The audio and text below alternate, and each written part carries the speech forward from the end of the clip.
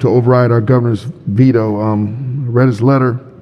I listened to my colleagues on the floor, and it's just never a good time, is it? It's never a good time. The economy's never good enough. There's never going to be a time to do this. I love when people say, oh, you know, I support the policy, but not this year. But if not now, when? Because that's the problem. Everyone says they want to protect workers, but then we have an opportunity to do it, and there are flaws in the bill. There's something they don't like. We've been discussing this since the early 20th century. Paid family leave. We're one of the few remaining countries in the world that doesn't provide this for our workers. It throws me off. I hear about, well, you know, we're doing all this, and we're not collecting a dime until after next session, just for the reasons that were brought up. The problems, because I know that this is complex, but it's important. We're taking our time. We're doing the studies, not only from Department of Labor, to ensure Department of Labor can even do this. We'll have the information. We are the arbiters. We're gathering the information, but we're not going to do is say, well, no, let's wait another year. Let's wait another year. No, because it's not right. I mean, the weather the weather's not right. There's always going to be a reason to not do this. Then stop telling me you care about workers. Stop saying that you want to protect people's wages if they get sick. Just say you don't like the policy. I'm fine with that. But I do like the policy, and we have to get this started. At some point, we have to point this ship in the right direction and start the engines. Otherwise, we will never get anywhere. And now's the time. We have left plenty of things open. Oh, we don't know what the split is. Correct. Because we didn't want to rush and do that in this economy until we got the studies and the actuarials back. We wanted to make sure the Department of Labor was able to handle this. Or do we have to farm this out to a third party? I hear the word, we're climbing Mount Everest. 10 other states have already done this. This isn't an impossibility. This has been thought through. And here's the thing. The answers that we don't have, we're looking for. We're not going to guess, and we're not going to rush. This doesn't start in earnest till October of next year.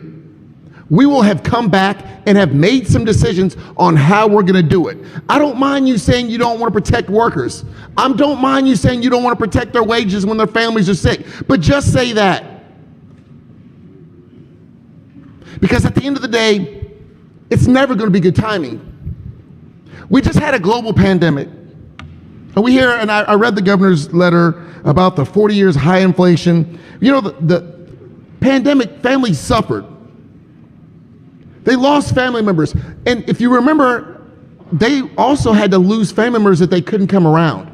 People started gaining more value, remembering why they were here, and it wasn't to go to work every day. So they started dropping out of the workforce in droves because they're saying, you know what, the $5,000 after gas and after car payment, I'll just stay home and we'll have a single worker in the family.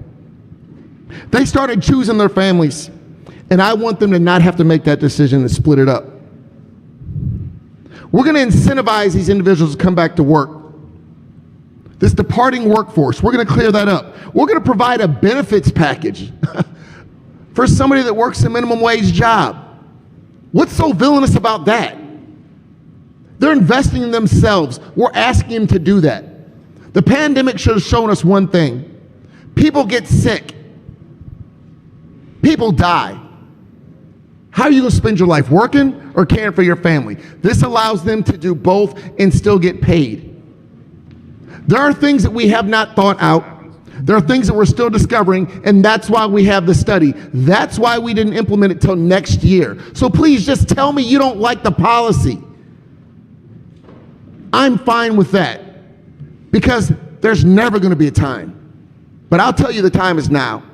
We're going to bring these workers back. We're going to have them motivated to come back, and we're going to protect them. I want somebody who has a child to spend that full 12 weeks and not have to say, like my former Laura, I got to come back early. I just had a baby, but 6 weeks is all I can afford. I don't want that to happen again. And she worked hard on this bill because she wanted to make sure other individuals did not have to make the choice that she had to make. I want to make sure that if your grandmother is dying, that you can spend those moments with her, not at work thinking about her. And you all know how that goes, man. Regret is forever. I want to provide this opportunity for those individuals, and I want to provide a plan, and I want to get it started now. There's no reason to delay. There's no reason to wait. Now is the time. Please override the governor's veto. Thank you. Madam Speaker. Madam Speaker. Gentleman from St. Mary's. Thank you, Madam Speaker. I stand to rise in support of the governor's veto on this because I don't like the policy. I don't. This notion that we're going to bring workers back to the workforce, first of all, they're not workers, they're employees. We don't live in Cuba, they're employees. And we're going to bring them back to the workforce by increasing taxes on them. Does anyone think that's a great idea? I mean, I've never seen people come back to the workforce. We're going to raise your taxes. This is a $1.5 billion tax increase. How much does the employees pay? We don't know. We don't know. We'll figure that out later. We're going to collect it later. It's always later. So what's driving this? Well, there's an election coming up, and this bill polls incredibly well. And it polls well because employees don't know that they're going to pay for this. Madam Speaker? Yes. Point of order.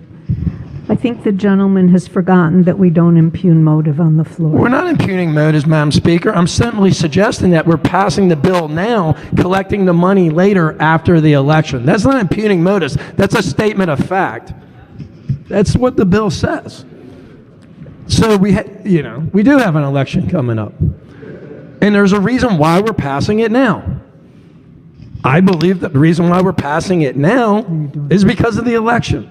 $1.5 billion tax increase. Wouldn't that be motive? You just gave her what she said you're accused of, and you just did it. How's that impugning anyone's motives? That's a statement of fact. The election is coming up. We're passing the bill today. You can't. I mean, how's that impugning a motive? May I explain, Madam Speaker? I would finish, and we get through this. Thank you, Madam Speaker. By connecting an election to a vote, instead of talking about the policy that we're voting on, is impugning motive as opposed to addressing the content that those of us who voted green on believe in. Okay, I'll address that. So we're voting green to override the veto on a bill that'll be implemented after next year. We'll collect money for 18 months before anyone receives a benefit. And we know there's going to be problems with this. Look, the policy, I don't like it, but I do think it was well-intentioned. I understand, and it will help some people. There's no doubt in my mind that it will help some people. There will also be a whole lot of people that take advantage of it. When we're starting talking about employees and how they find jobs, you know what the ultimate safety net is? The market.